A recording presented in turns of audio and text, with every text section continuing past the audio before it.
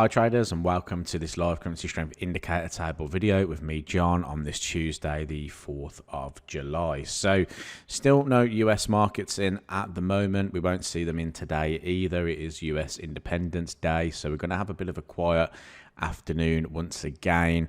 However, the action is still with the yen at the moment. Now, obviously we've been talking about the yen for some time now. If we go back through our historical tables, you can see that the yen has featured for at least the last 30 days if we were to scroll back with our historical tables there. So it's been a while since we've been talking about this yen, which means that it's been ever more coming to the point of exhaustion here with the Japanese yen. However, the tables are here and designed to kind of tell us that there is a potential for that market to continue. We then have to assess whether that is likely to continue with our technical analysis. Now, obviously, there are rumors that the Bank of Japan could intervene, and we saw those rumors coming into effect on dollar yen around about the 145 handle. But as you can see, we haven't really had what I would say volatility that occurs around an intervention. The last time the Bank of Japan did intervene was back when price hit around about this 150 handle up to the 151s, and you can see the volatility that occurred around that candlestick there. Don't seem to have that now. So is that telling us that yes, maybe the 145 is an area of caution, but is it actually the of 150 to 151 where we're going to see that intervention coming into play? And does that mean that yen has the scope, or dollar yen has the scope to reach 150, and will yen weakness be the driver behind that, particularly as the dollar at the moment is pretty much a range bound market at the moment? The US dollar index is in fact is very range bound. So the yen is the driver of this market in particular, and should we continue to look for those longs and try and take advantage of that? Well, if we take a look at Kiwi yen, which the tables is telling us to focus on, we can see that we've traded through the highs here at the 87 spot 50 handle, and that then opens a potential move up for further buying pressure. Now, we do have a horizontal level of resistance around about the 91. Now, if I just zoom out here, that 91 handle is being formed by these opens and closes back in April of 2015, and that could be an area where price hits before seeing any kind of reversal point. I also have the 93 spot 50 handle as well, which were actually highs of 2014, and they could be an area where price wants to find for resistance too. So with regards to Kiwi yen, we've got a couple of levels that price could head towards, so looking for potential longs here. Now, if I go down into our trading time frames, we can see that most recently price has now made some new highs, and we've traded through these prior highs here of the 89 handle or the 89 sort of 50. If we look sort of left, we've got all this kind of area in here.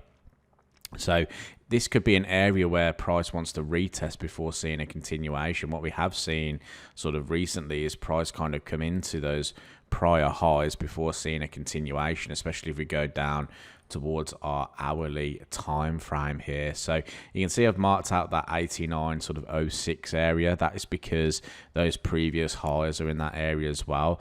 I mean, ideally, you know, if I was to expand this out, I'd like to pick a level a little bit lower, around about the 88 spot 90s, just to be a little bit more cautious, because this is the sort of trade plan that we're having to consider, or the open interest that we're having to consider at the moment, because the yen is so aggressively weak. It's hard to try and jump onto those potential positions, and what we've been finding is I've been taking a more conservative entry just to keep us very, very safe in these particular types of markets.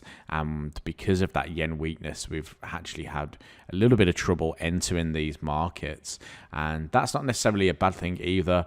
Although we have potentially missed a couple of decent opportunities in the market, we're still in the game and we're still looking for opportunities as well. So it's not always a bad thing to miss out on some trades, especially because the yen is coming to a point of exhaustion, and if it was to reverse quite aggressively, it probably will reverse very aggressively when the time comes for it to do so. And I don't think that time is too far away. Like we said, maybe the 150 area on dollar yen is going to be the point of that intervention for the Bank of Japan. So they're going to be keeping a close eye on what's going on there. All we can do is try and enter as safe as possible and see if we get the entry or not. So I'm actually going to look at the 89.06 for an entry. We've got a 90 pip stop loss, which brings us back towards sort of the 88.16s, and target's going to be that 91 handle or just below, so around about the 90. So if I was to map that out in terms of risk to reward ratios, we're looking at something like this, which could just be over a 1 to 2 risk reward ratio. So definitely something to be watching going into today's session. Now, another market that has appeared is Swiss yen as well. Like the idea of Swiss yen maybe to the upside. Now, the only problem we've got with Swiss yen is the fact that we've just traded through the most recent highs, which was this candlestick that I had marked out at 160.42. So there's actually no levels to work with left. If I just zoom out, you've got absolutely nothing to work with. So again, this is one of those markets where we're like, when is enough, and are we going to be sort of a bit late to the party getting long on this market in particular? Because you can see on this monthly chart, or weekly chart, sorry, 155 spot 50 prior highs seems to be the area where you would want to get involved in the market, and that is 550 pips away at the moment. So it's very difficult to try and jump on this move here. The only thing we can try and do is maybe look at the 4-hour time frame here, maybe look at the fact that you've got a consolidation.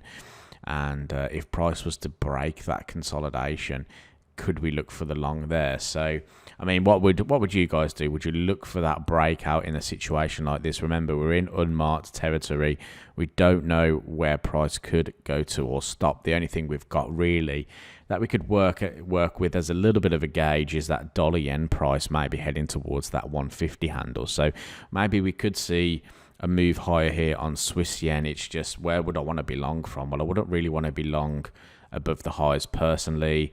Maybe the range lows here could be something to work with on a bounce. Maybe trade the sort of range that's been opened, or it's opened itself up to us really, hasn't it? If we look at the hourly chart, that range between 160.40, 160.160 here, you could argue that is a viable range here that we could technically work with.